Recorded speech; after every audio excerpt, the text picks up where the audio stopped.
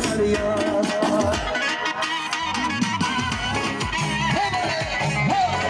Şirin kafa diyarına. Boşuna açık şeyler boş kaşı var ama.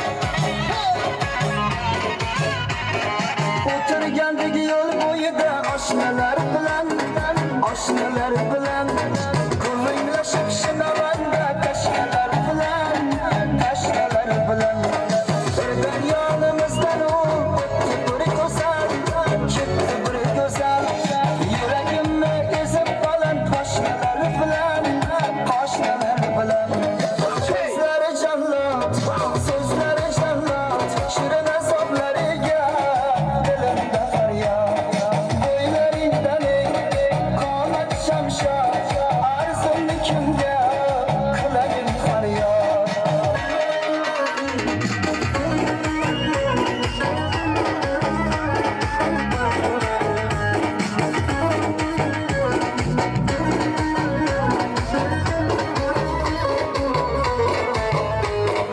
Endi kunu tunum dalim ketdi halovat,